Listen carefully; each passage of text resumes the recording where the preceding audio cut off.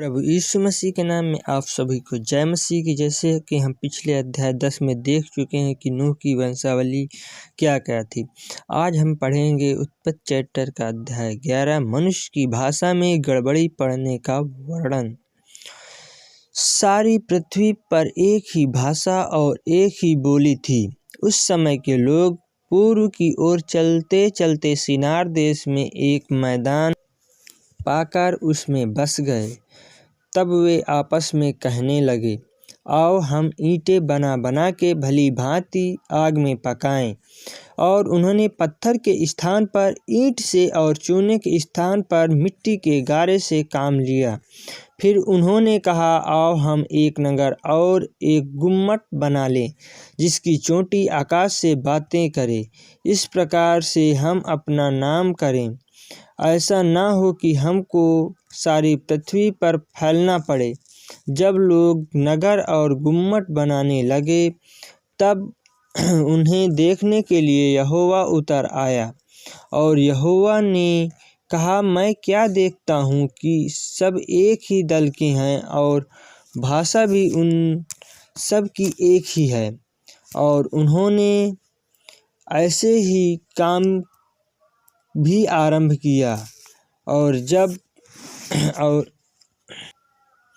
और अब जो कुछ वे करने का यत्न करेंगे, उसमें से कुछ भी उनके लिए अनहोना ना होगा।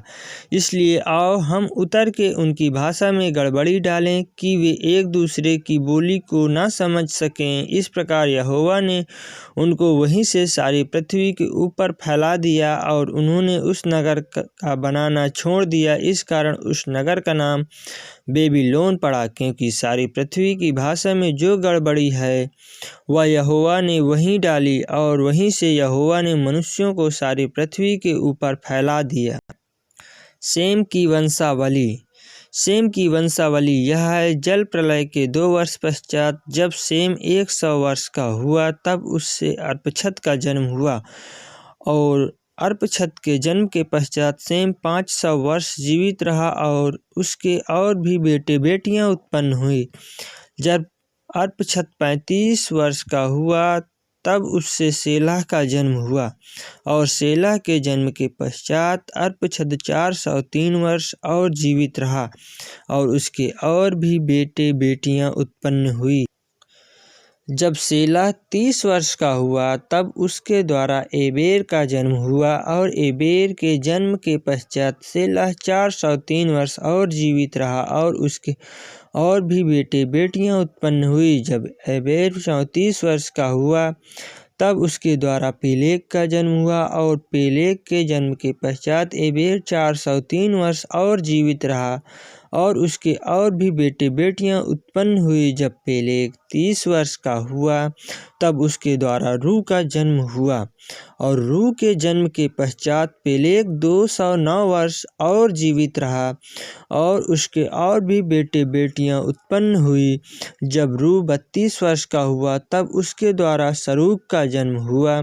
और सरूग के जन्म के पश्चात रू 207 वर्ष और जीवित रहा और उसके और भी बेटे बेटियां उत्पन्न हुई। जब सरूग 30 वर्ष का हुआ, तब उसके द्वारा नाहोर का जन्म हुआ। और नाहोर के जन्म के पश्चात सरूग 200 वर्ष और जीवित रहा और उसके और भी बेटे बेटियां उत्पन्न हुई। जब नाहोर 29 वर्ष का हुआ, तब उसके द्वारा तेरह का जन्म हुआ। और तेरह के जन्म के पश्चात नाहोर 119 वर्ष और जीवित रहा और उसके और भी बेटे बेटियां उत्पन्न हुई। जब तक तेरह 70 वर्ष का हुआ, तब तक उसके द्वारा अब्राम और नाहोर और हारान उत्पन्न हुए। तेरह की वंशावली। तेरह की वंशावली यह है, तेरह से अब्राम, नाहोर और हारान का जन्म हुआ। और हारान से लूत का जन्म हुआ। हारान अपने पिता के सामने ही कसदियों के ऊर नामक नगर में, जो उसकी जन्मभूमि थी, मर गया। अब्राम और नाहोर दोनों ने विवाह किया। अब्राम की पत्नी का नाम सारै और नाहोर की पत्नी का नाम मिल्का था। यह उस हारान की बेटी थी जो मिल्का और इसका दोनों का पिता था। सारै तो बाँझ थी, उसके संतान ना हुई। तेरह अपने पुत्र अब्राम और अपने पोते लूत जो हारान का पुत्र था, और अपनी बहू सारै जो उसके पुत्र अब्राम की पत्नी थी, इस सबों को लेकर कसदियों के ऊपर नगर से निकल कनान देश जाने को चला, पर हारान नामक देश में पहुंचकर वहीं रहने लगा। जब तेरह 205 वर्ष का हुआ, तब वह हारान देश में मर गया। हालेलुया, थैंक यू जीसस, आमीन। प्रभु इस वचन के पढ़े और सुने जाने पर आप सबको बहुतायत की आशीष दे। डेली बाइबल अध्ययन के लिए आप हमारे चैनल को सब्सक्राइब करें। थैंक यू जीसस, आमीन। जय मसीह की।